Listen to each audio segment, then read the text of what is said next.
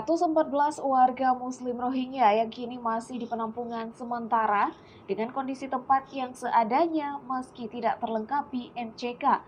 Sejumlah warga berdatangan untuk melihat secara langsung kondisi warga Rohingya ini.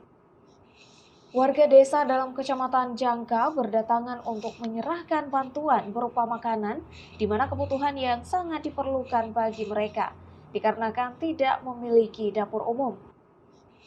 Diketahui warga Muslim Rohingya cuma diberikan nasi bungkus oleh petugas dan tanpa diberikan makanan tambahan lainnya. Masyarakat juga terlihat bebas memasuki ke area posko pengungsi, namun tidak diberikan masuk ke dalam ruang serbaguna ini. Warga yang melihat kondisi anak-anak pengungsi Rohingya tidak bisa menahan kesedihannya saat memberikan bantuan makanan kepada mereka. Tangisan warga pun pecah di lokasi pengungsian tersebut. Salah satu warga Alubuyapasi, Arla, mengatakan mereka tidak mengusir warga Rohingya, hanya sebagian warga yang tidak senang dengan kehadiran mereka.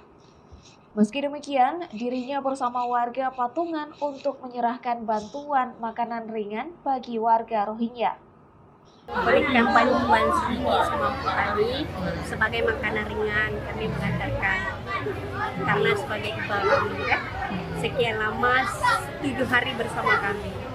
Jadi kami walaupun dah pisah, namun kami tak akan pernah terpisah.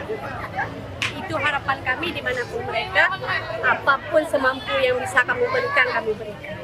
Itu nggak semua. Kami pas kejadian itu lagi masak, tapi selama tidak tahu. Tapi yang setahu kami nggak semua ya. Dari Birin, Raisul Barit melaporkan untuk Puja TV Aceh.